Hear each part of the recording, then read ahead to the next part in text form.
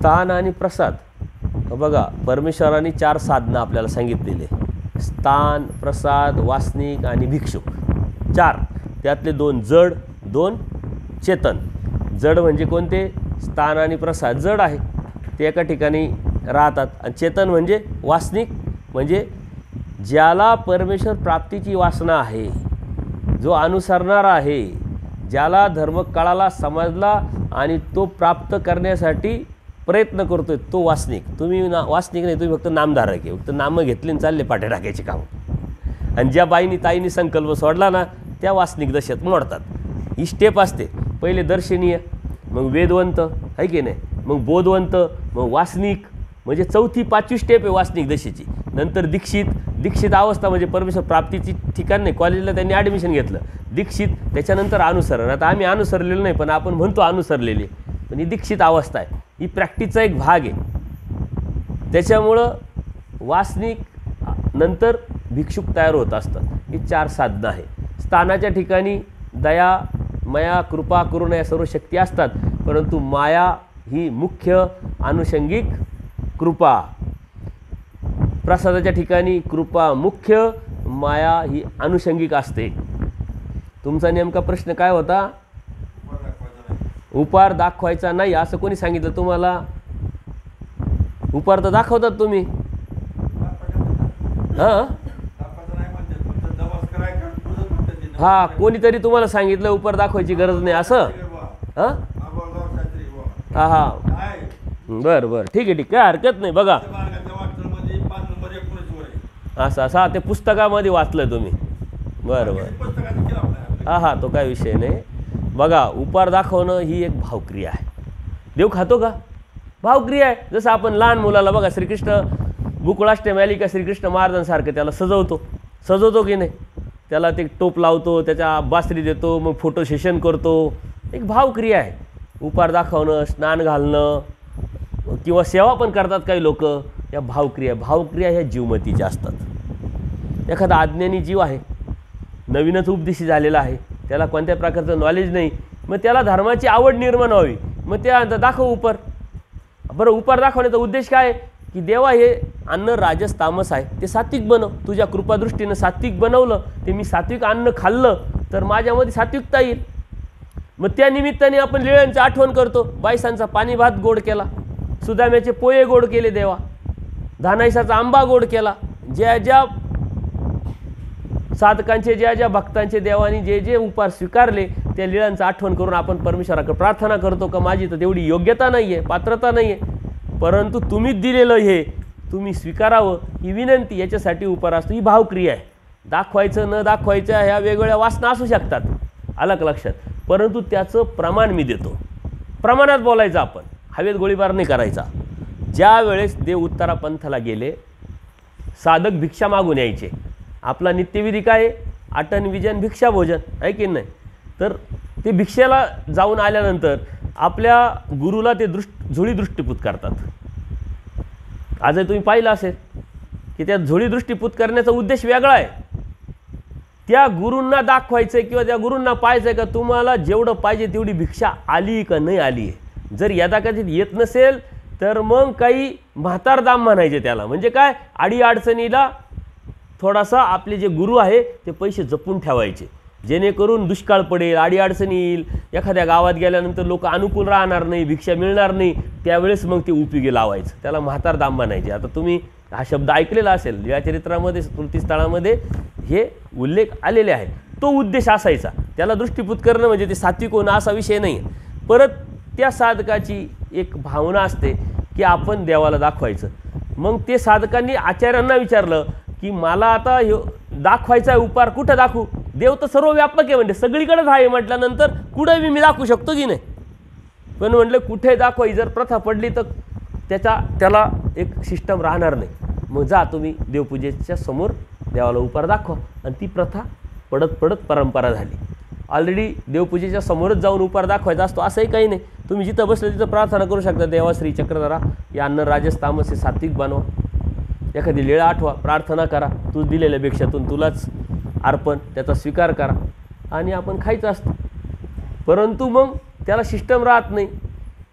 विधीनी विधी स्फुरला पाहिजे. एक केलं आपण लहान मुलांना काय सांगतो, जा देवाला उपार दाखव, त्याला तेवढंच ते देवापुढं जातो, तो विनंती करतो, दंडवत घालतो, एक विधी तयार होतो, त्याला संस्कार लागतात. या अनुषंगाने जर तुम्ही तेवढ्या बुद्धी लेवलवरती गेले तर त्याची काही गरज नाही. तेवढी बुद्धी लेवल जर असेल, अवस्था बदललेली असेल तर तुम्हाला काही करायची गरज नाही. परंतु तेवढी लेवल तुमची आहे का? आता देवाची सेवा करणे, काय या देवाची सेवा करणं, आता हे काय देव आहे का? हे तर विशेष आहे. देवाने वंदन सांगितलं, इथं ते एक सूत्र आहे बघा, इथीच्या उपयोगी जाणं दगड ओटे गोटे तुम्हा नमस्करणी किंगा. तुम्हाला वंदनीय नमस्कार करण्यासाठी ते एक साधन दिलेलं आहे. त्याची सेवा करायचं काय कारण? त्याला स्नान घालायचं काय कारण? मग स्नान नाही घालायचं तर मग त्याच्यावरती काही धूळ पडू द्यायची का? एक स्वच्छतेच्या अनुषंगाने मग त्याला वलय दिलं, स्नान घालायची एक भावक्रिया. जे स्नान घालताना मग तुम्ही चक्रधर रायाच्या नावाने त्या बाया हे म्हणतात, भजन वगैरे म्हणतात, तुला स्नान घालितो मी चक्रधर राय. ती एक भावक्रिया आहे, भाव निर्माण होतो आणि त्या भावेने एक सत्व निर्माण होतं हृदयामध्ये आणि माणूस तिथं एक एकाग्र होतो. परमेश्वराच्या ठिकाणी एकाग्र झाल्यानंतर आपण तेवढ्यापुरतं तरी शुद्ध होतो. त्या भावक्रिया आहे, या भावक्रिया ह्या जीवमतीच्या आहे. त्याचा स्वीकार होण्याची अजिबात शक्यता नसते, पण तेवढ्यापुरतं आपण बदलतो. कारण देवाने सांगितलं भाव व्यभिचारी, भाव बदलत असतो. काल काय भाव, आज काय भाव, उद्या काय भाव. परंतु भावाच्या देव परमेश्वरांनी भावाच्या ठिकाणी बऱ्याच गोष्टी सांगितल्या पण आहे. भाव तसा अनेक भक्तांचे नाव घेऊन सांगितलेले आहे. भक्ती तशी रामाची लक्ष्मणाने केली. भक्तीच्या लक्ष्मणाची देवाने गोरोद्वार काढले सूत्रपाठामध्ये. भक्ती कशाला मानावी म्हटले? जी लक्ष्मणाने रामाची केली त्याला भक्ती मानावी. एवढी एकनिष्ठता, एवढी नम्रता, एवढं प्रेम का त्यांनी 14 वर्ष त्या रामाची सेवा केली, याला म्हणा भक्ती. देवाने म्हणतो देवता आहे, मग त्याच्या बाबतीत काय म्हणावं असं नाही आहे. देवाचे प्रगल्भ विचार आहे, जे जे योग्य ते आपल्याला सांगितलेलं आहे. त्याच्यामुळे तुम्ही दाखवायचं नाही दाखवायचं तुमच्या मनाची भाव आहे, तुमच्या बुद्धी लेवलवरती त्या अवस्थेवरती पोचल्यानंतर. आता त्याच्यातही मग ते 5 तुकडे करायचे का नाही जेवणाचे, का तसंच दाखवायचं. काही तर लोक म्हणतात ते उपाराचं मग खायचंच नाही, ती माया खाते. म्हणजे बऱ्याच प्रकार आहे. या साऱ्या वासना याला काही अर्थ नाही आहे. हे आत्ता निघालेले टूम आहे. मी इतरांपेक्षा कसा वेगळा आहे हे दाखवण्याचा हा प्रयत्न आहे. हा केविलवाना प्रयत्न, केविलवाना शब्द वापरतो मी, केविलवाना प्रयत्न. मी वेगळा आहे, काही वेगळं नाही, सारं आहे. देवाचं जे आहे ते आपलं आहे. प्रमाण आपण घ्यायचे राहतात. मी कसा वेगळा आहे सांगण्याचं काहीच कारण नाही. जो आहे तो आहे, कधी ना कधी दिसणारच आहे. सत्यार्थ प्रकट आहे. मी किती बी ॲक्टिंग केली आणि किती बी तुमच्या पुढं भास मारण्याचा प्रयत्न केला, हे कधीतरी उघडकीस येणार आहे ना, मी चांगला आहे का वाईट आहे. त्याच्यामुळं याला काही अर्थ नाही. हे कोण काय सांगतं, हे वेगवेगळे विचार आहे. त्या विचारातून त्यांच्या बुद्धीच्या अनुसार ते अयोग्य आपण म्हणायचं नाही. त्यांची ती लेवल आहे, ती अवस्था आहे, त्या पद्धतीनं ते करतात. आता आपली अवस्था कोणती आहे? पहिलीतला विद्यार्थी, तुम्हाला सांगितलं पहिलीतला विद्यार्थी, 5वीतला विद्यार्थी, 10वीतला विद्यार्थी, ग्रॅज्युएशनचा विद्यार्थी तेच आहे. त्याला विद्यार्थीच म्हणतात. परंतु अभ्यासक्रम वेगळा, त्याच्या अवस्था वेगळ्या, त्याचा प्रयत्न वेगळा, त्याला मिळणारं फळ वेगळं. पहिलीतला विद्यार्थी पास झाला तर होणार काय, तो दुसरीत जाणार. 5वीतला 6वीत जाणार, 10वीतला 11वीत जाणार. कॉलेजचा डिग्री भेटणार, त्याला नोकरी भेटणार. त्याचं संपलं नाही आणि सुरुवात झाली आत्ताशी. विद्यार्थी आहे ते. तसं आता तुम्ही कोणत्या अवस्थेला आहेत, पहिलीतले, 5वीतले, 10वीतले का ग्रॅज्युएशनचे, त्याच्यानुसार त्या गोष्टी ठरतात. असं काहीच नाही. कारण आता शेवना नवीन उपदेशी झाला का गुरु काय म्हणतात की त्याला आवड निर्माण व्हावी. तो शिष्यही म्हणतो बाबा मी काय करायला पाहिजे, दररोजचा नित्यक्रम काय? ठीक आहे, काय हरकत नाही. सकाळी उठ, आंघोळ पांघोळ कर, वेळ आहे ना तुला, आणि बस एक अगरबत्ती लाव आणि देवाची सेवा करीत बस. विशेष दाबीत बस, सेवा कर. तेवढं त्याला आवड लागते, त्या निमित्ताने तो स्मरण कर. परंतु त्यांनी विचारायचं की महिना झाला आता बाबा पुढचं काय, तो विचारितच नाही. 20 वर्ष सेवनाच करीत बसतो. ही त्याची चुकी आहे. दत्तात्रय कवच म्हण, 25 वर्ष झाले दत्तात्रय कवचच म्हणतो. त्यांनी विचारायला पाहिजे ना गुरुला का बाबा 25 वर्ष झाले, मी आता पुढं काही करू का नको. तो करतच नाही, त्याच्यातच अडकला. बाबा स्वतःहून काही सांगत नाही ना, स्वतःहून विचारत नाही. तर आपण विचारलं पाहिजे का ठीक आहे तुम्ही हे सांगितलं तर किती दिवस हे करू, मग नंतर काय करू, त्याच्यानंतर काय करू, त्याच्यानंतर काय करू. आपण नंतरचं माहीतच नाही ना आपल्याला. त्याच्यामुळं आपण त्याच्यातच अडकलो. हे विधी किंकरत्व परमेश्वराला मान्य नाही. विधीच्या अधीन होणं परमेश्वराला मान्य नाही. विधी भावातीत परमेश्वराचं जे वचन तत्व आहे हे आपण समजून घेतलं पाहिजे. विधीनं विधी स्फुरतो, विधीनं अविधी परिहारतो. म्हणजे काय, एखादी चांगली गोष्ट करत असताना वाईट गोष्ट टळत्या जाते आपल्याकडून, आणि एक चांगली गोष्ट केली तर आणखीन दुसरी गोष्ट करण्याची इच्छा होती. म्हणून विधीचं महत्त्व सांगितलेलं आहे. परंतु त्याच्यातच अडकणं म्हणजे धर्म नाही, धार्मिकता नाही. आपण त्याच्यातच अडकतो. दररोज एवढं केलं का बस बस झालं, आपली धार्मिकता संपली. एवढा छोटा, एवढा कंजेस्टेड, एवढा नॅरो विचार धर्माचा नाही आहे. म्हणून आपण त्याच्या पलीकडं पाहिलं पाहिजे. आलं लक्षात? त्याच्यामुळे तुम्ही दाखवायचं नाही, दाखवायचे तुमच्या बुद्धीची लेवल, तुमच्या विचाराची लेवल. हां हां हां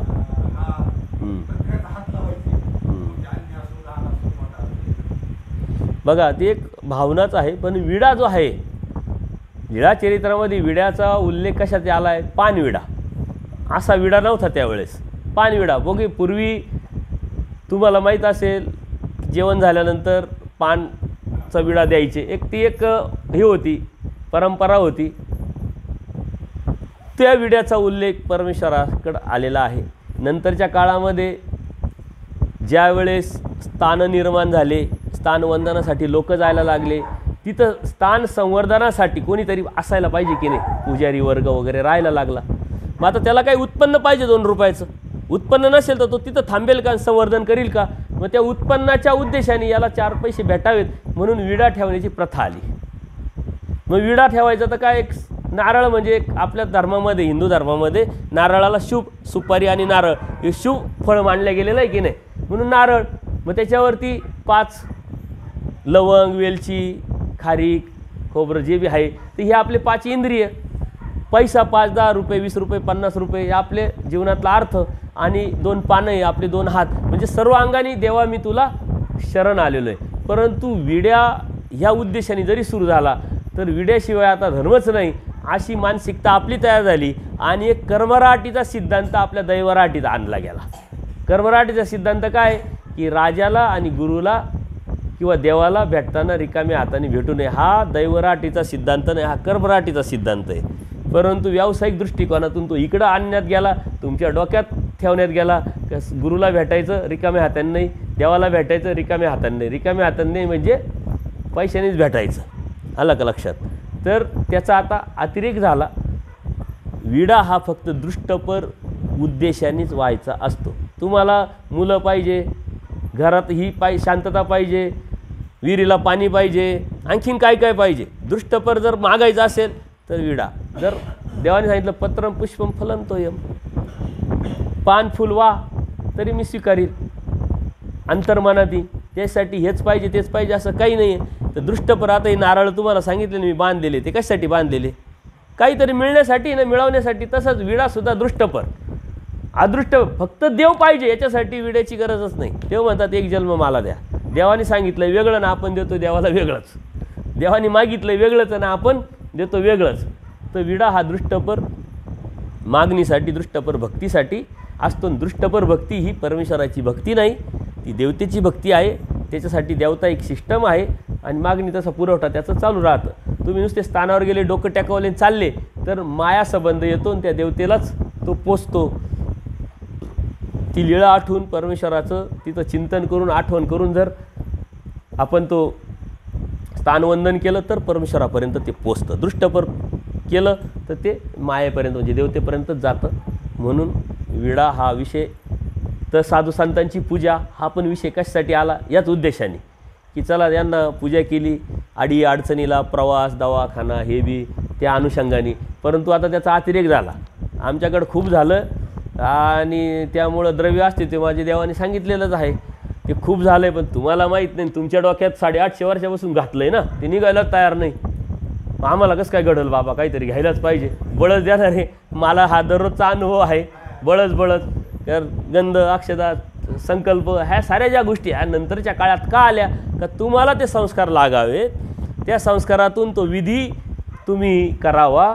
परंतु तो विधी आता मुख्य विधी होऊन गेला आणि म्हणून तो धर्माचा नसतानाही तो धर्माचा मुख्य झाला. हे आपल्या धर्मामध्ये स्वामी श्री चक्रधरांच्या भक्तांमध्ये सारे ब्राह्मण वर्ग होते, आहे की नाही? ते ब्राह्मण इकडं आले, बोध झाला, परमेश्वराची भक्ती करायला लागले. मात्र सिस्टम त्यांनी तिकडची आणली. हे साऱ्या तिकडच्या सिस्टम आहे. आणि त्या सिस्टम आपल्या मुख्य झालेल्या आहे. तसंच पवित्याच्या संदर्भात असेल, पविता आपला धर्मच नाही, ब्राह्मणांचा धर्म आहे, तो इकडं आला आणि तो आपला मुख्य होऊन गेला. त्याला प्रमाणच, कारण आचार्यांनी बोध झाल्यानंतर देवाचं एक काही पोयतं केलं नाही, आचार्यांनी स्वतःचं पोयतं करून घेतलं नाही.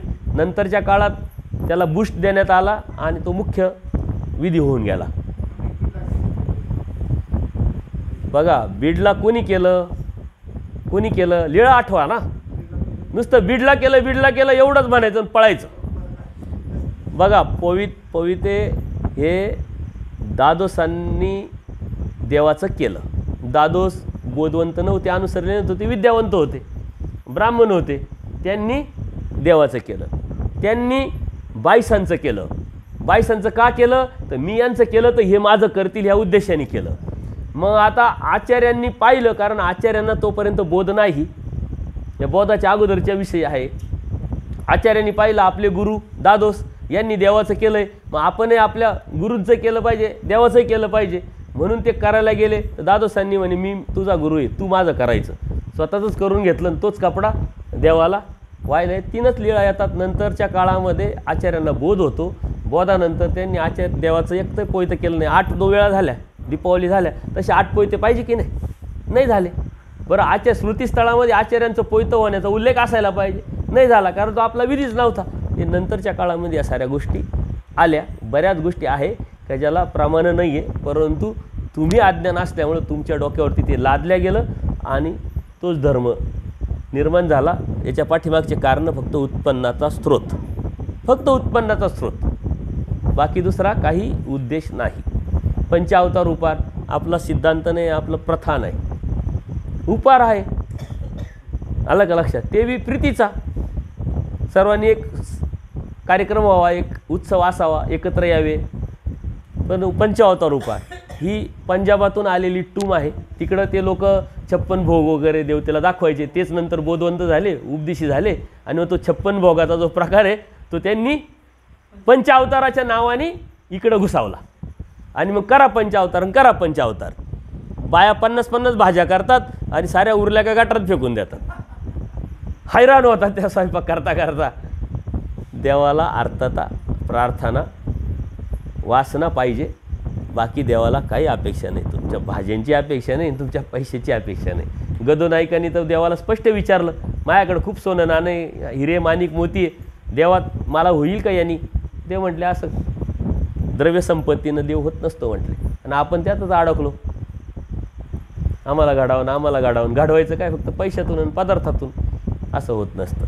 अशा बऱ्याच गोष्टी आहेत की ज्या तुम्हाला खटकणार आहे ना त्या विचारल्या तर मला सांगता येईल तुम्हाला काय खटकतंय, काय पटतंय. आता देवानी गीतेतला श्लोक येतो, पान फूल फळ जर वाहिलं मला यांनी तरी मी ते स्वीकारील. असं देवा आपल्याला आठवण करायची राहते. देवा तुम्हीच म्हटलंय म्हणून आम्ही वाहतोय, स्वीकारा आमचं. त्याच्या पाठीमागचा भाव आहे, दुसरं काय. आणि नाही म्हणती काय, म्हणले काय नाही म्हटले काय, त्यांनी काय फरक नाही पडत. हां, मग काहींनी वेगळी प्रार्थना तयार केलेली आहे. कोणाला काय माहिती आहे का, प्रत्येकाचे शिक्षण वेगळे, बुद्धीची लेवल वेगळी, विचार करण्याची पद्धत वेगळी, आणि त्यांनी त्या गोष्टी निर्माण केल्या.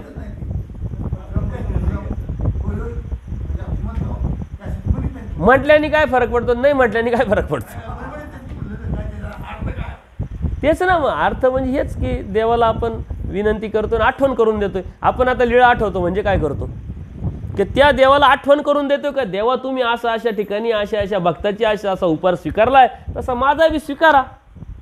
बाकी काय त्याच्या पाठीमाग आहे की नाही. आपण दुसऱ्या एका व्यक्तीनं काय करतो, अरे तू महिन्यापूर्वी असा शब्द दिला होता, आता नाही म्हणू नको बरं. बघ त्या ठिकाणी होतो तू, अशा ठिकाणी उभा होता, आपल्याबरोबर 4 लोक होते, असं होतं, तू असा बोलला होता. आठवण करून देतो की नाही, काम करून घेण्यासाठी. तसं देवाकडून काम करून घ्यायचं तर आपण आठवण करून देतो. बाकी काय, तो भाव आहे, भावक्रिया. आणि या साऱ्या जीवमतीच्या आहे. जीवमतीच्या असल्यामुळे ते वेगळ्या दिसणारच आहे तुम्हाला. जीवमतीच्या आहे ना, माझी वेगळी, तुमची वेगळी, त्याची वेगळी, ही वेगवेगळ्या दिसणारच आहे. परंतु आपण प्रमाण घ्यायचे. तुम्हाला सांगितलं प्रमाण आपल्याला काय, श्रुती अस्मृती, लीळाचरित्र स्मृतीस्थान हे आपलं प्रमाण आहे. सूत्रपाठ आपलं प्रमाण आहे, दृष्टांतपाठ आपलं प्रमाण आहे, मार्गरूढी परंपरा ज्या आहे त्या नंतरच्या काळामध्ये पडल्या, आजही नवीन नवीन निर्माण होतात. ज्या योग्य आहे त्या सांभाळायच्या असतात, ज्या अयोग्य त्याला विरोध करत असतो, बंद करत असतो, अन्यथा करायच्या नसतात. परंतु आपल्याला योग्य कोणत्या, अयोग्य कोणत्या प्रमाणात, कोणत्या नाही हे माहीतच नाही ना, आपल्यावर लादल्या गेलेल्या आहे. आणि मग आपण ते आपलं धर्माचं म्हणून स्वीकारत पुढं चाललं आहे. तर हे लक्षात घेतलं आहे. त्याच्यासाठी अभ्यासाची अत्यंत गरज आहे, नॉलेजची अत्यंत गरज आहे. नॉलेज नाही आहे तर आम्ही जे सांगू तेच तुम्ही खरं मानणार आणि पुढं चालत राहणार. त्याच्यात तुम्ही फसण्याची शक्यता आहे.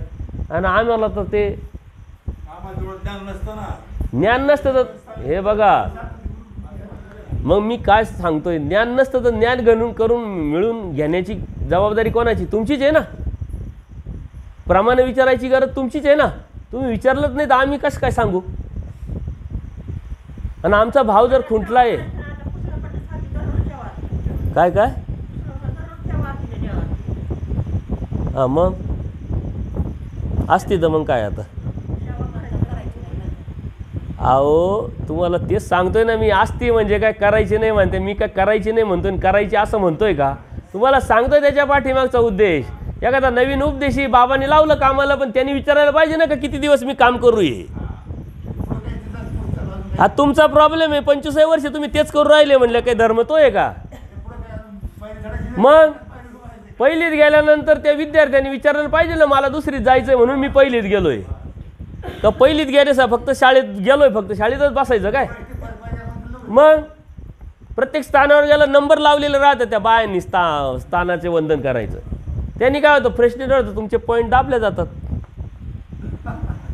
असा प्रकार आहे, बाकी काय विशेष स्थान आहे त्याच्यावरती तुम्ही काय करणार? पण दाबल्या जातात. घरी असे बसले तरी पण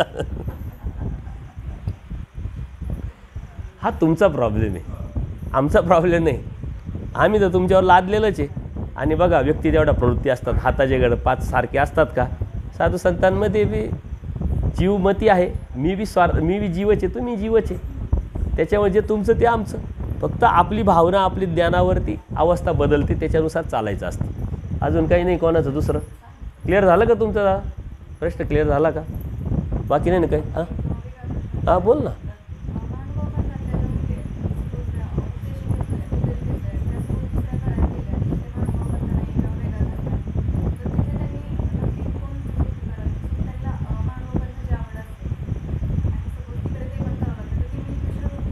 हे बघ, एकदम चांगला सुंदर प्रश्न विचारला. असे प्रॉब्लेम मला दररोजचे फोनवरून मिळतात, भेटतात. तर तू उपदेशी, थोडक्यात तुझ्यावर तू उदाहरण घेऊ आपण. उपदेशी तू आता धर्म समजून घेतलाय, जाणून करून घेतलाय की ही भक्ती म्हणजे परमेश्वर भक्ती, ही एकनिष्ठ भक्ती आहे आणि सर्वश्रेष्ठ भक्ती आहे. हे तुला पटलंय, समजलंय, लक्षात आलंय, तुझे संस्कार पण इकडचे आहे. आता त्याच्या व्यतिरिक्त तुला दुसरी भक्ती करण्याचा विषयच नाही आहे. त्याच्यामुळे विषयच नाही. जरी तू दुसऱ्या घरी गेली तर ते अन्य जरी घर असलं तर तुझ्या आईवडिलांचं आणि तुझं बी सांगण्याचं काम आहे. आजकाल परिस्थिती पहिल्यासारखी राहिलेली नाही. मुलीचं पसंती झाली की लगेच फोनवरती चालू होऊन जातं, बोलणं चालू होऊन जातं. त्यावेळेस आपण स्पष्टता आपली ठेवली पाहिजे. लपून छपून काहीच नाही. आपण ह्या विचाराचा मी आहे. पंजाबमध्ये ह्या गोष्टी क्लिअर करतात का मुली आमची जय श्रीकृष्ण पंथाची आहे आणि श्रीकृष्ण भक्ती करणार आहे. ती भक्ती करण्याची स्वतंत्रता तिला असेल तर आपलं बोलणं होईल, अन्यथा थांबून जाऊ आपण. ही निष्ठता त्यांची आहे. तसं आपणही बी स्टँड जर घेतला तर होऊ शकतं. पण यदा कदाचित आपण काय विचार करतो की चांगलं स्थळ आहे, जे सांगितलं तर यदा कदाचित होणार नाही. मग काय करायचं? टेक्निकली अडचण आली, तू सांगितलंच नाही, तुम्ही सांगितलंच नाही आणि चांगलं स्थळ आहे म्हणून पकडून घेतलं आणि ते तर अन्य घर आहे, पण खाणारं पिणारं नाही, हे तर तुम्ही पाहतात. तर अन्य घरात तू उपदेशी आहे, तू धर्माची आहे, परमेश्वर भक्तीची आहे. त्याच्यामुळं साऱ्या देवतेला त्रिकाळ नॉलेज असल्यामुळे तू कोणाची आहे, कोण आहे हे त्यांना माहीत आहे. मजबुरी म्हणून जर त्यांनी तुला सांगितलं चाल इकडं कुळदैवत आणि तिकडं कुळदैवत, एक प्रोसेस म्हणून गेली तर तुला काहीच फरक नाही पडत. पण तू कधीतरी ही क्लिअर केलं पाहिजे की मी अशी अशी भक्ती करते. आता 4 महिन्यापूर्वी 2 महिने मला कंटिन्यूस हे प्रसंग किंवा अनुभव येत राहतात. एक मुलगी आली, ती माझी देहाची चुलत निलत अशी भाची पण लागायची. तर तिला तिच्या माहेरचे उपदेशी, परंतु जेव्हा ती सासरकडे गेली तर तिथं नॉनव्हेज वगैरे सुद्धा खाणारी लोक होते. तिला काही पटत नव्हतं, तिथं खात नव्हती पण बनवावं लागायचं, भांडे तिला सतत खटकत राहायचं. पण ती तिच्या मिस्टरांना घेऊन माझ्याकडे आली. मग ते समजावलं, तिचे मिस्टर म्हणे बरोबर आहे, मला माझ्या सर्व लक्षात आलं. म्हणलं मग हिनं उपदेश घेतला तर म्हणे अशी अशी अडचण आहे. म्हटलं तुम्ही दोघांनी उपदेश घ्यायचा आणि घरी गेल्यानंतर फक्त एकदा घरच्यांना सांगायचं का मी उपदेश घेतलेला आहे, आता आम्ही नॉनव्हेज तर खायचा विषयच नाही, पण बनवण्याचा विषय नाही, यदा कदाचित तुम्ही आम्हाला बनवायला लागलं तर आम्ही बनवू, परंतु त्याचे पाप तुम्हाला लागतील. बघा काय करायचं, पापाला कोण घाबरत नाही. तिला म्हटलं फक्त तू एकदा सांगायचं, परत वादे घालायचे नाही, काहीच नाही करायचे. सासू-सासऱ्यांनी सांगितलं नॉनव्हेज बनव, तू उपदेश घे नाही तर आणखीन काही कर, तू आम्हाला बनवून दे ना, आमचे भांडेकुंडे तुला घासावं लागतील तर करायचं. म्हटलं काही प्रॉब्लेम नाही, कारण तुझी आदभाव नाही, तुझी इच्छा नाही, तुझी मजबुरी आहे. आणि देवाला तर सर्व माहीत आहे. सासूरवासिनीच्या ठिकाणी आईचं जास्त प्रेम असतं, तसं परमेश्वराचं जास्त प्रेम. तिनं ते केल्यानंतर 4थ्या दिवशी मला फोन आला म्हणे, बाबा मी त्यातून मोकळी झाली. मी सांगितल्यानंतर ते पापाला कोण घाबरत नाही. ते म्हटले बाई तू केलं आहे तर केलं आहे म्हणे, जाऊ दे, न विचारता करायला नव्हतं पाहिजे पण केलं आहे, आता इथून पुढं काही करू नको, आम्ही कशाला पापाचे धनी हो. म्हणलं फायदा झाला की नाही. आता माझ्याबरोबर कंटिन्यू मुलं असतात, त्यातला एक असा मुलगा आहे का त्याच्या घरचे सारे नॉनव्हेज खायचे. तो माझ्या संपर्कात आला, तो मला उपदेश घ्यायचा आहे म्हणे, उपदेश घेतला आणि घरी या म्हणे सत्संगाला. त्याच्या घरी गेलो तेव्हा मटण शिजत होतं. मी सत्संग घेतला, त्याच्या मिसेसनी उपदेश घेतला. आता त्या घरच्यांना वाटलं की या दोघांनी उपदेश घेतला तर आपल्याला अडचण येईल. त्या बापाने काय केलं म्हणे, हो तू वेगळा निघ म्हणे, काय झालं तुझ्यासाठी आम्ही थांबू. मग म्हटलं फायदा तुझाच झाला, वेगळं निघायला भांडण करावं लागलं, तुला न भांडता वेगळं निघायला आलं, तुझी प्रगती झाली, तो शिक्षक झाल्यानंतर बऱ्याच फायदे झाले. आजही त्याचे एक मुलगा एक मुलगी, नवरा बायकोच उपदेशी. मुलगी आता पोलीस झाली, ट्रेनिंगला गेली. मुलगा पोलीस भरतीची तयारी करतोय आणि वेल एज्युकेटेड व्यवस्थित. ते बाकीचे सारे भाऊ, 2 भाऊ आहे, बहिणी आहे, आई वडील, ते खातात पितात, त्यांचा काही संबंधच नाही, तेवढ्यापुरता तेवढा कर्माचा. असं काही नाही. तू जरी कोणी बी मुलीचा असा प्रसंग जर आलाच तर त्यावेळेस तू काही त्यांनी करायला लावलं त्यांनी काही फरक पडत नाही, पण आपला धर्म आपण सांभाळायचं. कितीतरी अशा मुली आहे का चोरून तपून धार्मिकता करतात. माझ्याकडे एक मुलगी आपल्या मिस्टरांना घेऊन आली. ती एक सिडको भाग आहे नाशिकचा, तिथं माझी देहाची मावस बहीण राहायची. ती उपदेशी असल्यामुळं ही गुजराती कुटुंब तिथं राहायला आलं. तिला कळालं की हे उपदेशी, म्हणून तिनं विचारलं त्या मावस बहिणीला का मी सकाळ संध्याकाळ तुमच्याकडे देवपूजेला येऊ का, माझे आईवडील उपदेशी आहे असं तिनं सांगितलं. म्हणजे चांगली गोष्ट, येत जाय बाई. तो उपदेश ती मी घेतलेला असं सांगितलंच नाही, माझे आईवडील उपदेशी म्हणे. मग तिथं जायची, देवपूजा करायची, ओळख झाली. म्हटले आमचे भाऊ आहे असे असे, ते सत्संग घेतात, तुझ्या मिस्टरांना कधीतरी तू जा. माझा फोन दिला, फोन नंबर, त्यांनी मला फोन केला, म्हणलं या टायमिंगला अशा अशा. ते नवरा बायको आल्यानंतर मग मी त्यांना समजून सांगितलं की श्रीकृष्ण भक्ती, भगवद्गीता, हिंदू धर्म आणि मानवा संप्रदाय काय नेमकं. तो जो तिचा मिस्टर होता ना, त्याने ये तो बहुत अच्छी बात है, इन्होंने कभी बताया नहीं. बोले कृष्ण भक्ती, हम तो सब गुजराती लोग कृष्ण भक्ती करते, पण यांनी आम्हाला कधी सांगितलंच नाही म्हणे. चांगली गोष्ट आहे. म्हणलं मग या मुलीनं उपदेश घेतला तर चालेल का. म्हणे का नाही, त्यांनी घेतला मी बी घेईल म्हणे. ती मुलगी रडायला लागली. म्हणलं ही का रडते, मला वाटलं आनंदाश्रू आले का काय. ती रडायला लागली. तिनं काय कबूल केलं, मी माहेरला म्हणजे लग्नाच्या अगोदरच उपदेश घेतलेला आहे, पण मी लपवलं होतं, सांगितलं नव्हतं. आणि माझ्या सतत मनात परमेश्वराकडे प्रार्थना हीच असायची का कधीतरी या अनुकूल होऊ द्या आणि मला परवानगी भेटू द्या. नंतर मग ती देवपूजा गेली, तिचे मिस्टर उपदेशी झाले. असे प्रसंग भरपूर आलेले. धर्माचा अभिमान तुम्ही घेतला तर धर्म तुमचा अभिमान घेईल. आणि धर्म ही सर्वात चांगली गोष्ट आहे, त्याच्या पलीकडं काही चांगलं नाहीच आहे. आणि ते का लपवायचं आपण चुकीच्या गोष्टी लपवतो, चांगली गोष्ट का लपवायची, ती उलट सांगायची. आणि आजकाल तर डिमांड मुलींना जास्त आहे, भेटत नाही. जर तुम्ही सांगितलं तेव्हा ते चांगली आहे, धार्मिक मुलगी भेटते आमच्या घरामध्ये, तिच्या निमित्ताने धर्म येईल. अशा मुलींच्या निमित्ताने बरेच धर्मचे उपदेशी लोक झालेले आहे. हे प्रयोग आम्ही सत्संगात बरेच करतात की बाई तू उपदेश घे, काही टेन्शन नाही, कधी बी कोणत्या वेळेला कोणत्या मिनटाला मला फोन कर, मी तिथं येईल, समजून सांगेल, काही अडचण नाही. आणि असे ट्रिक वापर, भरपूर येतात, काही प्रॉब्लेम येत नाही. तर तसं काही अडचण येत नाही. सांगायचं नाही, सांगता आलं तरी आपला धर्म आपण सांभाळायचा, आदभाव नसेल. आता एक लेडीज आहे, ती उपदेशी घराण्यातली, उपदेश घेतला आणि तिचे मिस्टर कोल्हापूरला सर्व्हिसला आहे. देवाने सांगितलं मातापुरा कोल्हापूरला न वाचावे, तिला ते ज्ञान आहे, अभ्यास करते ती. कोल्हापूरला म्हणे मी कोल्हापूरलाच राहायला आले आणि मंदिराच्याच बाजूला आहे म्हणे त्या देवतेच्या. आणि दर गुरुवारी माझी सासू म्हणती चल माझ्याकडं, चल मला मायाबरोबर, काय करू, काय टेन्शन घेऊ नको बाई, तू जात जायचो सासूबरोबर जाय, सासू म्हणली तर जाते ना, तू बळत जाते का नाही, आपलं स्मरण चिंतन कर, मागं पुढं बदली होईल आणि तिकडून तू सुटकशील. म्हटलं त्याच्यात काय टेन्शन घेते. धर्म परमेश्वर समर्थ आहे ना, तो काय असा आहे का कुठे गेले आणि लगेच तुमचा धर्म भ्रष्ट होईल, शक्यच नाही. तो परमेश्वराने तुम्हाला बोध दिला आहे, तो सांभाळण्याची जबाबदारी जेवढी आपली आहे तेवढी परमेश्वराची पण आहे. पण तेवढं आपण त्या पद्धतीनं, जसं आईवडिलांनी शाळेत कॉलेजला घातलं आहे, त्यांची जबाबदारी त्यांनी पार पाडली, आपली जबाबदारी आहे अभ्यास करून ते करिअरच्या अनुषंगाने चांगलं डिग्री मिळवायची. तशी जबाबदारी देवाची आहे ना आपली आहे, त्या जबाबदारीला आपण रिस्पॉन्स दिला पाहिजे. असं काही प्रॉब्लेम येत नाही, अशी काही अडचण नाही. आता संभाजीनगरची एक काकासाहेब म्हणून एक आपले उपदेशीच आहे, मुलाचं लग्न झालं ठरलं, तर त्यांनी माझे जे व्हिडिओ 1-1 मिनटाचे, आता मी येतील अजून नाही आले तरी तुम्ही यूट्यूबवरती गेले तर ते 1-1 मिनटाचे व्हिडिओचं सुद्धा त्यांनी ते आत्रेय महानुभावांनी 10-10 व्हिडिओचं एक ग्रुप केलेला आहे, 1, 2, 3 असे भाग केलेले, ते ऐका तुम्ही. तर ते व्हिडिओ माझे त्यांना जायचे, ते नवीन मुलीला अजून लग्न नाही झालं, सुनेला पाठवायचे, व्यायाला पाठवायचे, विणीला पाठवायचे. 3 महिन्याच्या मधल्या काळामध्ये 1-2 सत्संग पाठवले, ती अनुकूल झाली. मुलगी आल्याबरोबर तिनं लग्न झाल्याबरोबर मला फोन केला, त्याच बाबांचा मला उपदेश घ्यायचा. मला खास उपदेश देण्यासाठी त्यांनी बोलवलं, कार्यक्रम ठेवला आणि उपदेश दिला. वेल एज्युकेटेड मुलगी होती. ते म्हणे मला आता समजलं, मी माझ्या आईवडिलांना अनुकूल करेल म्हणे. तर या गोष्टी आजकाल बुद्धीशी लेवल झालेली मुलं मुली जे आहे सुशिक्षित, त्यांना खूप लवकर ते लक्षात येतं. फक्त तशी पद्धतीने मांडणी केली पाहिजे, सांगितलं पाहिजे. बाकी काही प्रॉब्लेम तर येत नाही आजपर्यंत. मागे प्रॉब्लेम यायचं अज्ञानच तेवढं होतं, कोणाला समजत नव्हतं काय सांगावं काय नाही, त्याच्यामुळे गैरसमज पण भरपूर होते. काही असे पण आहे की धर्म सांगितलं तर लग्नही मोडले. आता संदीप दादाला तसे अनुभव आहे, महानुभव संप्रदाय सांगितलं ते चालली काहीतरी वेगळंच आहे, कारण अज्ञान असतं ना.